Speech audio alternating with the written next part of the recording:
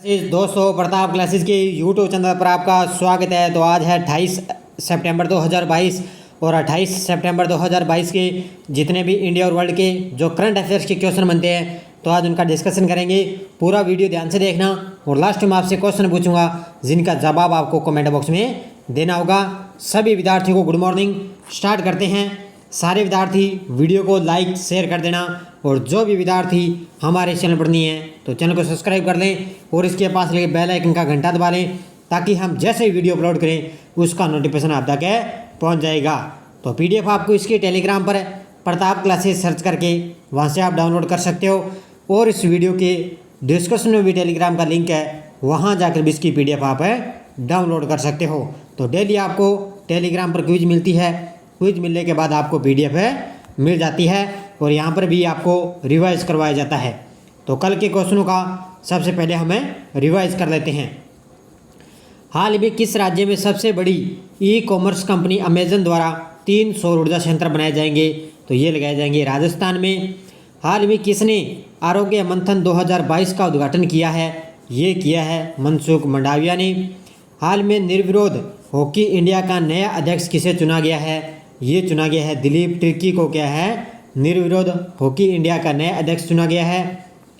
हाल में किसने पंडित दीनदयाल उपाध्याय जीवन दर्शन और संबद्धता नामक पुस्तक का विमोचन किया है? ये किया है उपराष्ट्रपति जगदीप धनखड़ ने।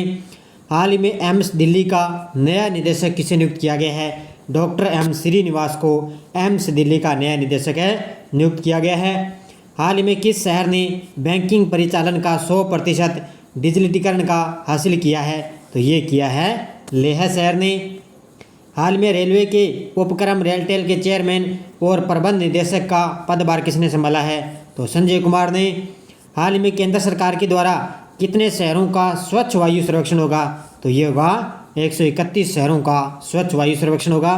तो ये कल के क्वेश्चनों का रिवाइज था। सारे विद्यार्थी वीडियो को लाइक शेयर करते रहना। स्टार्ट करते हैं आज की क्लास।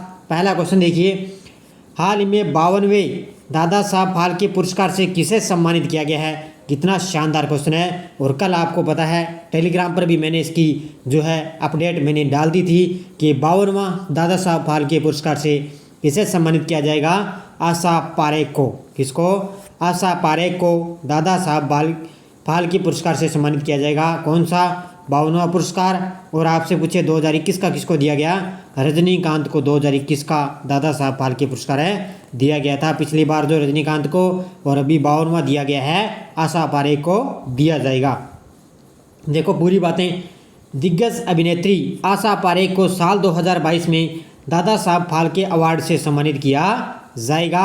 अपने समय में फिल्मी पर्दे पर राज करने वाली आशा पारेख सबसे अधिक भुगतान पाने वाली अभिनेत्री थी। तो आशा पारेख है जो सबसे अधिक भुगतान पाने वाली अभिनेत्री थी। 1992 में उन्हें सिनेमा के क्षेत्र में उनके योगदान के लिए भारत सरकार के द्वारा पद्मश्री से सम्मानित किया गया था। 1992 में उनको पद्मश्री मिल चुका है। और इनका ध्यान रखना है ये गुजरात के मध्यम वर्गीय परिवार की है। कई बार ऐसे भी पूछा जाता है भी इनका संबंध किस राज्य से है? तो गुजरात के एक मध्यम वर्गीय परिवार की है। देविका रानी पहली विजेता थी जबकि अभिनेता रजनीकांत 2021 में प्रतिष्ठित सम्मान के सबसे हालिया विजेता। तो रजनीकांत 2021 में थे और सबसे पहली विजेता कौन थी? देविका रानी। और अब 52वां किसको दिया जाएगा? आशा पारेख को साल 2022 में दादा साहब फाल्के अवार्ड से सम्मानित किया जाएगा। बहुत ही इंपॉर्टेंट क्वेश्चन है आपके लिए, अच्छी तरह से आप इसको नोट कर देना बस। नेक्स्ट क्वेश्चन देखो। हाल ही में राष्ट्रीय सेवा योजना पुरस्कार 2021 किसने प्रदान किए हैं? हाल ही में राष्ट्रीय सेवा योजना पुरस्कार 2020 और 21 किसने प्रदान किए हैं? तो हमारी राष्ट्रपति द्रौपदी मुर्मू के द्वारा राष्ट्रीय सेवा योजना पुरस्कार प्रदान किए गए हैं। देखो राष्ट्रपति द्रौपदी मुर्मू ने 24 सितंबर को राष्ट्रपति भवन में वर्ष 2020-21 के लिए राष्ट्रीय सेवा योजना NSS पुरस्कार प्रदान किए, यानी कि NSS पुरस्कार प्रदान किए हैं 24 सितंबर को। कुल ये 42 पुरस्कार दिए गए हैं। कितने? 42 पुरस्कार दिए गए हैं। उनमें से ध्यान रखना 2 विश्वविद्यालयों को, 10 NSS इकाइयों को और उनके कार्यक्रम अधिकारियों को, और 30 दिए गए हैं NS स्वयंसेवकों ने पुरस्कार प्रदान किए हैं। तो इनको दिन किए हैं ये टोटल आपको पता है 42 पुरस्कार है द्रौपदी मुर्मू के द्वारा दिया गया। राष्ट्रीय सेवा योजना पुरस्कार युवा मामले और खेल मंत्रालय के युवा मामले विभाग द्वारा प्रतिवर्ष दिया जाता है। किनके द्वारा? ये युवा मामले और राष्ट्रीय खेल मंत्रालय के युवा मामले विभाग के द्वारा प्रतिवर्ष जो राष्ट्रीय सेवा पुरस्कार है दिया जाता है। और अब की कुल 42 पुरस्कार प्रदान किए हैं 24 सितंबर को राष्ट्रपति द्रौपदी मुर्मू के द्वारा। अगला क्वेश्चन देखो, हाल में किस भारतीय महिला खिलाड़ी ने अंतर्राष्ट्रीय क्रिकेट से संन्यास की घोषणा की है? तो ये की है झूलन गोस्वामी ने। किसने की है? झूलन गोस्वामी के द्वारा भारतीय महिला खिलाड़ी है ये, और इसने अंतर्राष्ट्रीय क्रिकेट से संन्यास की घोषणा की है। भारतीय महिला टीम की दिग्गज झूलन गोस्वामी ने आधिकारिक तौर पर इंटरनेशनल क्रिकेट से अपने संन्यास की घोषणा कर दी है। झूलन ने अपना आखिरी मैच इंग्लैंड के खिलाफ लॉन्डर्स क्रिकेट ग्राउंड पर खेला, जिसने भारतीय टीम को 16 रन से इसने जीत दिलाई। और इस मैच में झूलन ने 2 विकेट चटकाए थे, यानी कि महिला में सबसे तेज गेंदबाज है ये झूलन गोस्वामी। 2 विकेट इसमें चटकाए थे। आखिरी मैच इसने इंग्लैंड के खिलाफ खेला और अब इसने क्या है क्रिकेट से संन्यास की घोषणा कर दी है। हाल ही में भारतीय रेलवे ने किस संगठन के द्वारा विकसित RTIS प्रणाली स्थापित की है? हाल ही में भारतीय रेलवे ने किस संगठन के द्वारा विकसित RTIS प्रणाली स्थापित की है? तो ये की है इसरो के द्वारा ये RTIS प्रणाली स्थापित की है भारतीय रेलवे के इसके लिए। अब देखो पूरी बातें इसकी। रेलवे स्टेशनों पर ट्रेन के आवागमन के समय की स्वचालित ट्रैकिंग के लिए भारतीय अंतरिक्ष अनुसंधान संगठन इसरो के सहयोग से एक वास्तविक समय सूचना प्रणाली यानी कि RTIS स्थापित करने के लिए तैयार है की गई। यानी कि ये जो है भारतीय अंतरिक्ष अनुसंधान संगठन के सहयोग से एक ये जो है वास्तविक समय सूचना प्रणाली है, इसके स्थापित करने के लिए तैयार है। कहाँ पर है? रेलवे स्टेशनों पर। ट्रेन यंत्र बिना किसी मानवीय हस्तक्षेप के RTIS सक्षम ट्रेन के स्थान और गति को अधिक बारीकी से ट्रैक करने में सक्षम होगा। यानी कि अब समय की स्वचालित ट्रैकिंग के लिए ये इसरो के जो सहयोग से एक जो समय सूचना प्रणाली है उसके लिए स्थापित करने के लिए तैयार है की गई। कहाँ पर है? रेलवे स्टेशनों पर तैयार है की गई है, ये ध्यान रखना अच्छी तरह से। अगला क्वेश्चन देखो, हाल में भारत सरकार ने कौन सा स्मार्टफोन ऐप लॉन्च किया है? बड़ा ही शानदार क्वेश्चन है। केंद्र सरकार के द्वारा कौन सा स्मार्टफोन ऐप लॉन्च किया है? ये किया है, ध्यान रखना, साइन लर्न। कौन सा किया है? साइन लर्न ऐप है लॉन्च किया है। देखो केंद्र ने साइन लर्न स्मार्टफोन ऐप जारी किया है जो भारतीय सांकेतिक भाषा के लिए 10,000 शब्दों का शब्दकोश है। ये भारतीय सांकेतिक भाषा के लिए 10,000 शब्दों का शब्दकोश है। सामाजिक न्याय और अधिकारिता राज्य मंत्री प्रतिभा भौमिक ने ऐप पेश किया है। किसने? प्रतिमा भौमिक ने ये ऐप पेश किया है। 10,000 शब्दों का Indian sign language research and training centre lexicon sign learn की नींव के रूप में कार्य करता है। जो ये ट्रेनिंग सेंटर है जो लेक्सिकन साइन लर्न की नींव के रूप में कार्य करता है, ये ध्यान रखना। और केंद्र सरकार के द्वारा भी साइन लर्न स्मार्टफोन ऐप जारी किया गया है। हाल में किसने 2 दिवसीय आभासी सम्मेलन सिम्फोनी का शुभारंभ किया है? हाल ही में किसने 2 दिवसीय आभासी सम्मेलन सिम्फोनी का शुभारंभ किया है? ये किया है जी किशन रेड्डी ने। किसने किया है? जी किशन रेड्डी के द्वारा। केंद्रीय पर्यटन और संस्कृति मंत्री जी किशन रेड्डी ने 2 दिवसीय आभासी सम्मेलन सिम्फोनी का शुभारंभ किया। विश्व पर्यटन दिवस, अब आपको पता है 27 सितंबर यानी कि कल विश्व पर्यटन दिवस मनाया गया। उसी के अवसर पर पूर्वोत्तर क्षेत्र के विकास मंत्रालय द्वारा 24 से 27 सितंबर 2022 को वर्चुअल सम्मेलन सिम्फोनी का आयोजन किया जा रहा है। कहाँ पर है? पूर्वोत्तर क्षेत्र के में क्या है? भारत के पूर्वोत्तर क्षेत्र में अभी 24 से 27 सितंबर 2022 को जी किशन रेड्डी के द्वारा सिम्फोनी का शुभारंभ किया गया है। अगला क्वेश्चन देखो, हाल ही में विश्व नदी दिवस कब बनाया गया है? तो विश्व नदी दिवस बनाया जाता है, ध्यान रखना, 26 सितंबर को। कब बनाया गया है? ये 25 सितंबर को विश्व नदी दिवस मनाया जाता है। कब है? 25 सितंबर को, ध्यान रखना। हर साल सितंबर महीने के चौथे रविवार को मनाया जाता है, जो इस साल 25 सितंबर को मनाया जाता है। ध्यान रखना, जो विश्व नदी दिवस है वो 25 सितंबर को मनाया गया। भारत नदियों की धरती है। मान्यता है कि हिमालय की पहाड़ियों से बहने वाली सिंधु नदी से हमारी सभ्यता की शुरुआत हुई है। यानी कि हिमालय की पहाड़ियों से बहने वाली सिंधु नदी से हमारी सभ्यता की शुरुआत हुई। और इस साल विश्व नदी दिवस की 2022 की थीम क्या है? एक नदी सब कुछ बदल सकती है, यानी कि जो एक नदी है वो सब कुछ बदल सकती है, 2022 की इसकी थीम है और हर साल ये 25 सितंबर को बनाया जाता है। अगला क्वेश्चन देखो, हाल में किस शहर के एयरपोर्ट का नाम बदलकर शहीद भगत सिंह के नाम पर रखा जाएगा? और ये क्वेश्चन कुछ दिन पहले भी मैंने आपको बताया था भी, जो चंडीगढ़ एयरपोर्ट है उसका जो नाम बदलकर अब क्या करेगा, शहीद भगत सिंह के नाम पर रखा जाएगा। और आज आपको पता है 28 सितंबर को शहीद भगत सिंह की जयंती बनाई जाएगी। चंडीगढ़ एयरपोर्ट उसका नाम बदलकर शहीद भगत सिंह किया जाएगा।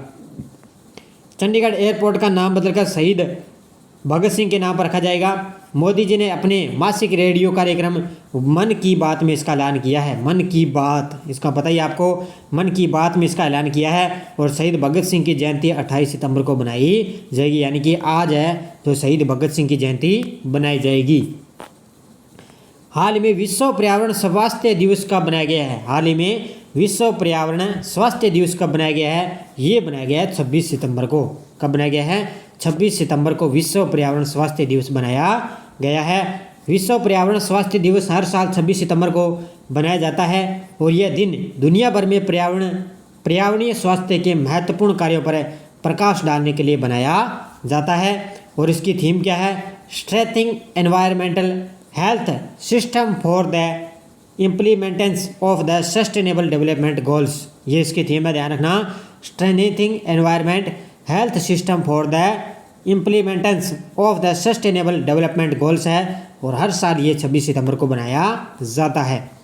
अगला क्वेश्चन देखो, हाल में भारत हर गांव में 4G 5G कनेक्टिविटी के लिए कितने अरब डॉलर का निवेश करेगा? तो ये ध्यान रखना, आर्थिक समीक्षा की दृष्टि से बड़ा ही शानदार क्वेश्चन है कि भारत हर गांव में 4G 5G कनेक्टिविटी के लिए कितने अरब डॉलर का निवेश करेगा? ये करेगा, ध्यान रखना, 30 अरब डॉलर का। कितने? 30 अरब डॉलर का निवेश करेगा।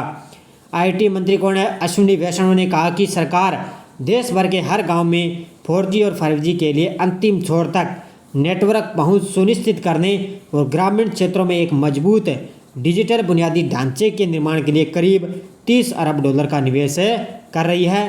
ग्लोबल फिनटेक फेस्ट 2022 में बोलते हुए अश्विनी वैष्णव ने कहा कि सरकार अब तक 1.5 लाख से अधिक ग्राम पंचायतों तक पहुंच चुकी है। कितने भी? सरकार अब तक 1.5 लाख से अधिक ग्राम पंचायतों तक पहुंच चुकी है और अभी एक मजबूत डिजिटल बुनियादी ढांचे को निर्माण के लिए करीब 30 अरब डॉलर का निवेश कर रही है सरकार। ये ध्यान रखना अच्छी तरह से। अगला देखो, हाल में विश्व पर्यटन दिवस कब बनाया गया है? तो ये आपको सभी को पता है, 27 सितंबर को विश्व पर्यटन दिवस बनाया जाता है। देखो मुख्य देते हैं, विश्व पर्यटन दिवस 2022 विश्व स्तर पर 27 सितंबर को बनाया जाता है। इसकी शुरुआत संयुक्त राष्ट्र विश्व पर्यटन संगठन द्वारा की गई। किसके द्वारा? इसकी शुरुआत है जो संयुक्त राष्ट्र विश्व पर्यटन संगठन के द्वारा की गई है। और हर साल विश्व पर्यटन दिवस की थीम क्या रही है? रीथिंकिंग टूरिज्म है। क्या है? रीथिंकिंग टूरिज्म है। और इसकी स्थापना कब हुई? 1946 में। और इसका मुख्यालय कहाँ पर है? मैड्रिड, स्पेन में इसका मुख्यालय है। अब देखो पिछले वीडियो क्वेश्चन, हाल में किस संगठन ने हाइब्रिड मोटर का सफल परीक्षण किया है? ये किया है इसरो के द्वारा। हाइब्रिड मोटर का सफल परीक्षण किया गया। सभी विद्यार्थियों ने बड़े शानदार जवाब दिए। अब देखो आगे क्वेश्चन फॉर यू, जिसका जवाब आपको कमेंट बॉक्स में देना है। हाल में भारत का पहला सफल पूर्ण हाथ प्रत्यारोपण किस राज्य के अस्पताल में किया गया? केरल, उड़ीसा, बिहार, पश्चिम बंगाल। इसका जवाब आपको कमेंट बॉक्स में देना है। अब देखो यस्ट डोज हमारी क्या थी? बांसवाड़ा व डूंगरपुर के मध्य के भूभाग को किस नाम से जाना जाता है? तो ध्यान रखना, मेवल भी बोलते हैं इसको और बागड़ के नाम से भी जाना जाता है। तो दोनों नाम के उपनाम से इनको जाना जाता है। उदयनाथ पर्वत राजस्थान के किस जिले में है? तो उदयनाथ है अलवर में। कौन सा जिला राजस्थान के दक्षिण पूर्वी भाग में स्थित है? तो ये है, ध्यान रखना, 12 जिला। राजस्थान का क्षेत्रफल में सबसे बड़ा राष्ट्रीय उद्यान कौन सा है? ये ध्यान रखना, रणथंभौर राष्ट्रीय उद्यान है। बहुत से विद्यार्थी इसका राष्ट्रीय मरु उद्यान इसका जवाब है दे रहे थे। दो वो ध्यान रखना, वो एक अभ्यारण्य है। अभ्यारण्य में आपसे पूछे तो वो राष्ट्रीय मरु उद्यान आएगा, लेकिन मैंने यहाँ पे राष्ट्रीय उद्यान पूछा है तो 3 ही आपके पता है राष्ट्रीय उद्यान है। उनमें आपके क्षेत्रफल में सबसे बड़ा ध्यान रखना रणथंभौर राष्ट्रीय उद्यान है। इनमें कन्फ्यूज आप दूर किया करो। राजस्थान का क्षेत्रफल में सबसे छोटा राष्ट्रीय पार्क कौन सा है? तो वो है केवलादेव नेशनल पार्क है। अब से आपसे पूछे भी छोटा अभ्यारण्य कौन सा है? तो सरिस्का ए आएगा। कौन सा आएगा? सरिस्का ए है जो सबसे छोटा अभ्यारण्य है। लेकिन सबसे छोटा राष्ट्रीय पार्क कौन सा है? तो केवलादेव नेशनल पार्क आएगा। इन चारों क्वेश्चनों में आप कन्फ्यूज दूर कर लेना। अब देखो नेक्स्ट डोज क्या है। राजस्थान का 28वां जिला कौन सा है और कब बना, ये बताना है आपको। राजस्थान का वह जिला जो सर्वाधिक जिलों के साथ सीमा बनाता है। राजस्थान में संभागीय व्यवस्था का प्रारंभ किस मुख्यमंत्री के समय हुआ था? राष्ट्रीय कृषि आयोग ने राजस्थान के कितने जिलों को मरुस्थलीय माना है? कितने जिलों को मरुस्थलीय माना है? और राजस्थान में मगरा क्षेत्र विकास कार्यक्रम कब प्रारंभ किया? इन पांचों के जवाब आपको कमेंट बॉक्स में देना है। मैंने ज्योग्राफी यहाँ से स्टार्ट कर दी है और सेशन को जाते जाते लाइक शेयर करते रहना। लगातार 6:30 पर आपको ये क्लास मिलती रहेगी। टेलीग्राम को आप ज़रूर ज्वाइन कीजिए। टेलीग्राम पर क्विज मिलती है। क्विज मिलने के बाद आपको PDF मिलती है और यहाँ पे क्वेश्चनों को आपको दोबारा रिवाइज करवाया जाता है। यानी कि 3 से 4 बार आपको यहाँ पे क्वेश्चनों को रिवाइज करवाया जाता है पूरे तथ्य के साथ। धन्यवाद। जय हिंद, जय भारत।